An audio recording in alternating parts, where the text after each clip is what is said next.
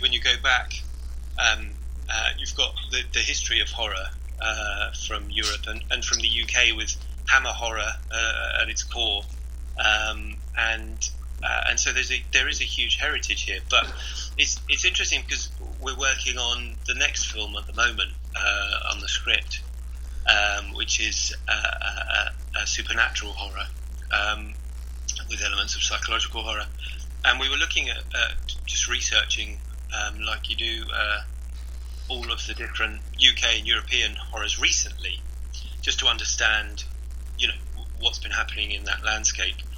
And you're right, there wasn't as huge a number, or the size number as perhaps there once was, and that's interesting. But I think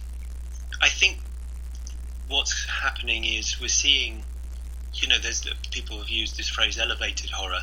I think there's some debate over whether it's really a phrase that is perhaps a bit can be a bit patronising, because it suggests that some horror isn't intellectually sound, and I'm not sure that's necessarily true. But I think the idea of it is the new horror that's coming out, like you say, from the States.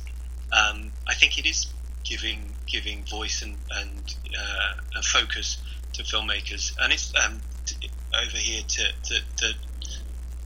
that it's a genre that has such breadth to it that it really shouldn't be ignored.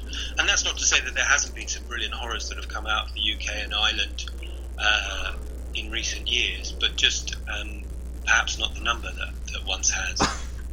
We see a lot more psychological thrillers, I think, more than we do see actual horror pictures over in the UK. Or even Europe for that matter. We're seeing, like, over here in the United States, Dublin Murders is really gaining traction. It's more of a psychological thriller. And we've also got, trying to think what the other one I was just thinking off the top of my head was.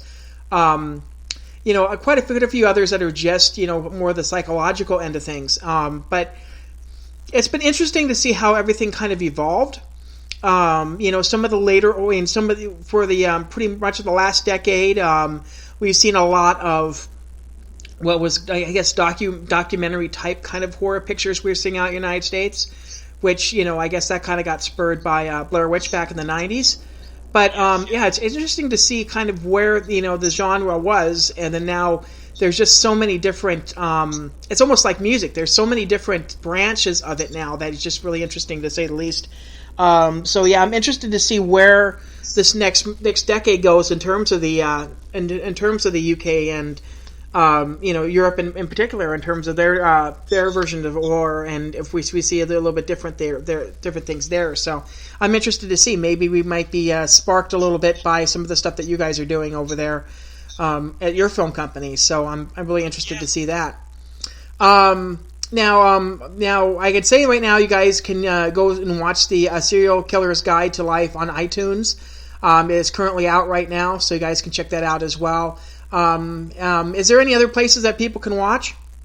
Yeah, so it's available in Amazon as well, and if you go to a serial killer's guide to life.com, you can see all of the links and all of the different platforms that you can watch the film on as well. And it's also got trailer and some video clips and things like that on there as well.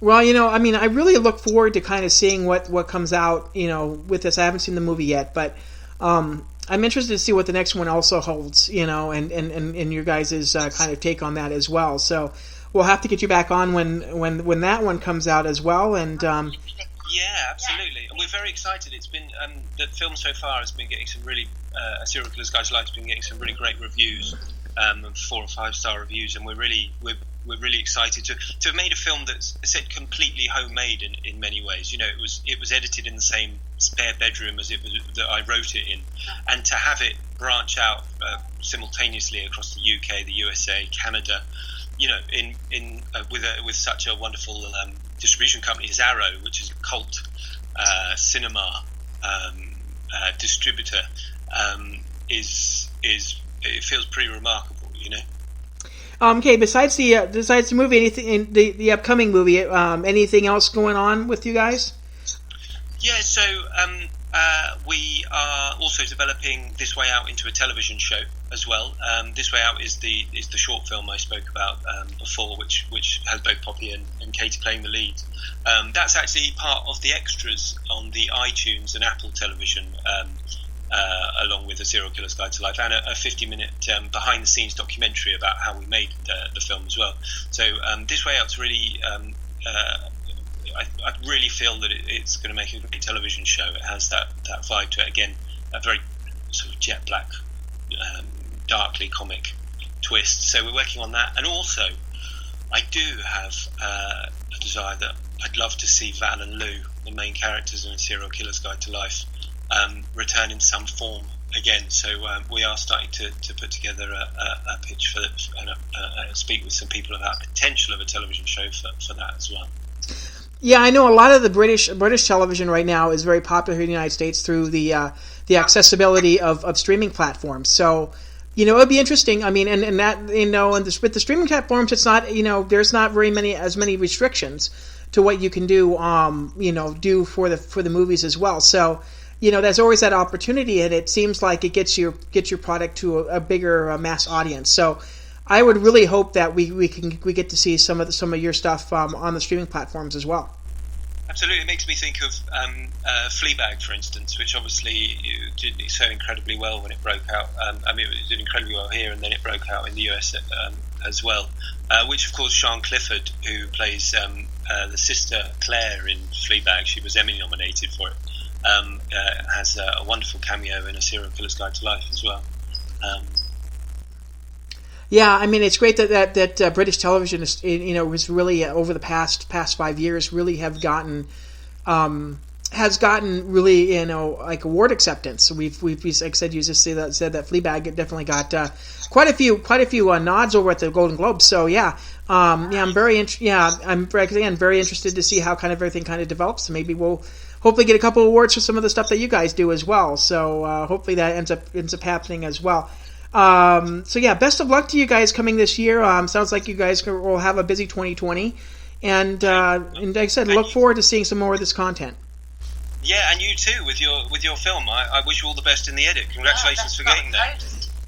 Yeah, mine's a little bit different. Mine's a comedy. It's a road trip comedy, but kind of unusual to say the least. But not in the horror genre. Nobody gets killed. But I'll let you guys know about that one when I finally get the edit done. So keep us in the loop. We'd love to see it. Okay. Yeah. Thanks a lot, guys, for joining us. All right, Mark. Thank you. Have a good day. Make sure you guys can check us out on Twitter at SWIV, at SWIV Podcast on Instagram, and somewhere in Vegas on Facebook. We will be back next week. We will have probably a couple single episodes over the next couple weeks while we kind of organize for this new year. We thank everybody for joining us, and we'll talk to you guys next week.